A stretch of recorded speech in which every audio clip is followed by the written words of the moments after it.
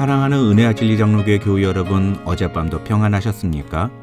오늘도 하나님 앞에서 우리의 모습을 돌이키며 하나님의 뜻대로 살기로 결단할 때 하나님께서 여러분의 삶 속에 놀라운 은혜를 부어주시는 하루가 되시기를 주님의 이름으로 축원합니다. 오늘 새벽에 만나보면은 사무엘하 17장 24절부터 18장 5절까지입니다. 사무엘하 17장 24절부터 18장 5절까지를 제가 읽어드리겠습니다. 이에 다윗은 마하나임에 이르고 압살롬은 모든 이스라엘 사람과 함께 요단을 건너니라. 압살롬이 아마사로 요압을 대신하여 군 지휘관으로 삼으니라. 아마사는 이스라엘 사람 이드라라 하는 자의 아들이라. 이드라가 나하스의 딸 아비갈과 동침하여 그를 낳았으며 아비갈은 요압의 어머니 스루야의 동생이더라. 이에 이스라엘 무리와 압살롬이 길르앗 땅에 진친이라. 다윗이 마하나임에 이르렀을 때에 암몬 족속에 속한 라빠 사람 나하스의 아들 소비와 로데발 사람 암미엘의 아들 마길과 로글림 길르앗 사람 바르실레가 침상과 대야와 질그릇과 밀과 보리와 밀가루와 볶은 곡식과 콩과 팥과 볶은 녹두와 꿀과 버터와 양과 치즈를 가져다가 다윗과 그와 함께한 백성에게 먹게 하였으니 이는 그들 생각에 백성이 들에서 시장하고 고나고 목마르겠다 함이더라. 이에 다윗이 그와 함께한 백성을 찾아가서 천부장과 백부장을 그들 위에 세우고 다윗이 그의 백성을 내보낼세 3분의 1은 요압의 휘하에 3분의 1은 수리야의 아들 요압의 동생 아비새의 휘하에 넘기고 3분의 1은 가드 사람 이때의 휘하에 넘기고 왕이 백성에게 이르되 나도 반드시 너희와 함께 나가리라 하니 백성들이 이르되 왕은 나가지 마소서. 우리가 도망할지라도 그들은 우리에게 마음을 쓰지 아니할 터이요 우리가 절반이나 죽을지라도 우리에게 마음을 쓰지 아니할 터이라. 왕은 우리 10,000명보다 중하시오니 왕은 성읍에 계시다가 우리를 도우심이 좋으니이다 하니라. 왕이 그들에게 이르되 너희가 좋게 여기는 대로 내가 행하리라 하고 문 곁에 왕이 섬에 모든 백성이 100명씩 1000명씩 대를 지어 나가는지라. 17장에서 사실 다윗은 아주 큰 위험에 처할 뻔합니다. 왜냐하면 압살롬에게 붙은 아히도벨이 다윗을 잡을 기가 막힌 계략을 내놓았었기 때문입니다. 아히도벨은 다윗이 갑자기 예루살렘을 빠져나와서 도망가느라 많이 지쳐있을 때니 지금이 다윗을 잡을 가장 좋은 시간이라고 주장합니다.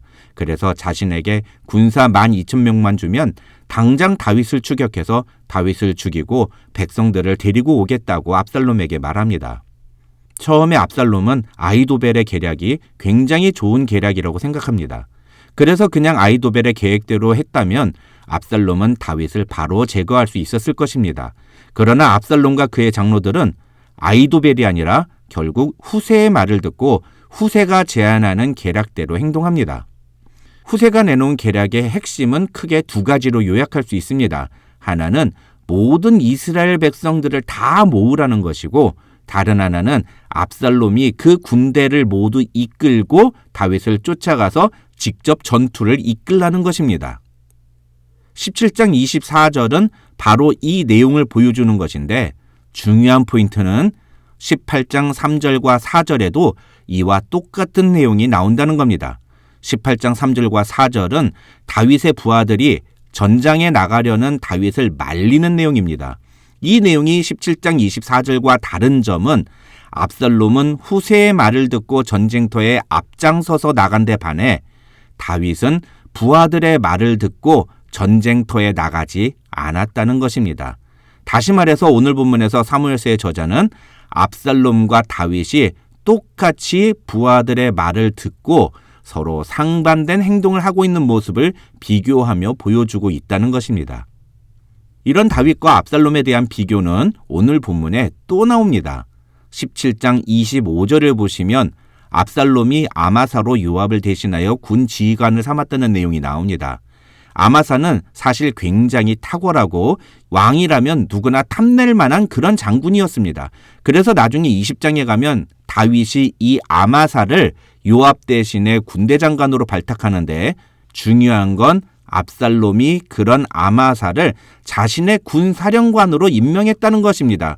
그리고 26절을 보시면 압살롬은 다윗과의 전투를 위해서 길르앗 땅에 진영을 구축했다고 사무엘서의 저자는 기록합니다. 반면에 18장 1절과 2절에는 다윗이 마하나임에서 자신과 함께한 자들 중에 1000부장과 100부장을 임명하며 군대를 요압과 아비새와 이떼 세 장군을 중심으로 재편하는 장면이 나옵니다. 그러니까 정리하면 17장 25절과 26절은 압살롬이 자신의 군대를 재편하는 장면이 나오고 18장 1절과 2절에는 다윗이 자신의 군대를 재편하는 장면이 나온다는 겁니다. 이렇게 사무엘서의 저자는 이 두 장면을 통해서 다윗과 압살롬을 또 비교해주고 있는 것입니다. 참고로 학자들의 말에 의하면 당시 다윗 진영은 군사가 약 4,000명 정도였습니다. 반면에 압살롬의 군사는 최소 2만 명 이상이었다고 합니다. 18장 7절을 보면 다윗의 부하들에게 패하여 죽은 이스라엘, 즉 압살롬의 군사들이 2만 명에 이르렀다고 기록되어 있기 때문입니다. 그런데 이 내용은 오늘 본문 전체를 이해하는데 굉장히 중요한 자료입니다.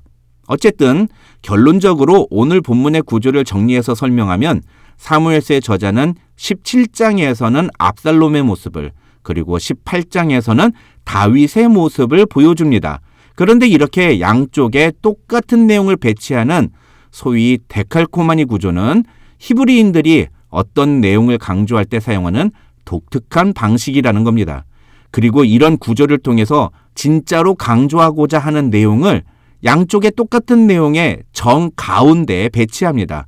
그래서 이런 히브리 문학의 독특한 용법에 의하면 오늘 본문에서 우리가 진짜로 주목해야 되는 내용은 사실 17장 27절로 29절이라고 할 수 있습니다. 이 17장 27절로 29절의 내용은 마하나임에 도망온 다윗에게 3명의 사람이 찾아와서 다윗뿐만 아니라 다윗의 군사들에게 먹을 음식을 제공했다는 내용입니다. 학자들은 이것은 단순히 먹을 것을 제공했다는 의미를 넘어서 이 3사람이 다윗이 압살롬과 싸우는 데 필요한 모든 물자를 제공한 것이라고 설명합니다. 왜냐하면 19장 32절을 보면 사무엘서의 저자는 다윗이 마하나임에 머물 때 그 3사람 중에 한 명인 바르실레가 왕을 공개하였다고 기록하고 있기 때문입니다. 심지어 어떤 학자는 이 3사람이 예루살렘을 급히 빠져나오느라 아무것도 챙기지 못했던 다윗과 그의 부하들을 위해서 식량을 가지고 온 것은 마치 애굽을 떠나 광야로 온 이스라엘 백성들에게 먹을 것을 챙겨주신 하나님의 공급하심을 연상하게 한다고 주장하기도 합니다. 그러면서 그는 우리가 잘 아는 시편 23편 5절에 주께서 내 원수의 목전에서 내게 상을 차려주시고 라는 표현이 아마도 다윗이 오늘 본문의 상황을 기억하고 쓴 시였을 것이라고 말하기도 합니다. 그런데 이 27절로 29절에는 우리가 놓쳐서는 안 되는 매우 중요한 사실이 숨어 있습니다. 그것은 지금 다윗이 도피한 마하나임이라는 도시가 길르앗 야베스 지역에 속해 있는 성읍이라는 것이었고 이 길르앗 야베스는 역사적으로 사울을 지지하는 사람들이 모여 사는 동네였다는 것입니다. 사무엘상 31장을 보시면 사울과 그의 세 아들이 블레셋군에 의해 죽임을 당하고 그 시체가 벳산 성벽에 못 박혔을 때 사울과 그 세 아들의 시체를 걷어서 장례를 치러줬던 사람들이 바로 길르앗 야베스 사람들이었습니다. 더 놀라운 것은 사무엘하 2장 8절과 9절을 보시면 사울이 죽은 후에 다윗에 대항하여 스스로 왕위에 올랐던 사울의 아들 이스보셋이 자신을 왕으로 선언했던 장소가 바로 마하나임입니다. 그러니까 지금 다윗은 역사적으로 볼 때 사울의 우호적이었던 사람들이 주로 사는 동네로 도망을 온 것입니다. 그런데 여기서 제가 아까 말씀드린 지금 다윗 진영과 압살롬의 군대 상황을 기억할 필요가 있습니다. 다윗의 군사들은 기껏해야 4,000명 정도인데 반해 압살롬의 군대는 2만 명이 넘었습니다. 이 마하나임의 3사람이 이런 사실을 몰랐을까요? 아닙니다. 당연히 알았을 겁니다. 그러면 이 3사람은 어느 쪽에 줄을 서는 것이, 어느 쪽을 돕는 것이 더 자신들에게 유리했을까요? 당연히 압살롬을 돕는 것일 겁니다. 그런데 이 3사람은 다윗과 그 부하들에게 먹을 것을 주고 그들에게 필요한 것을 제공합니다. 전적으로 자신들에게 불리한 행동을 하는 겁니다. 뭔가 다윗이 반드시 이길 거라는 분명한 확신이 있었다면 그런 행동을 하는 것이 이해가 갈 만한데 그런 확신을 가졌다는 그 어떤 근거나 증거가 없습니다. 도대체 이 세 사람이 왜 이렇게 절대적으로 자신에게 불리한 것을 선택한 것인지 쉽게 이해할 수 없는 일입니다. 그래서 우리는 오늘 본문을 히브리 문학의 독특한 문법적 구조를 통해서 이해해야 합니다. 결론만 말씀을 드리면 이 마하나임의 세 사람이 다윗을 위로하는 장면은 결국 하나님의 위로와 은혜가 누구와 함께 했는지를 보여주고 있는 것이라 할 수 있다는 것입니다.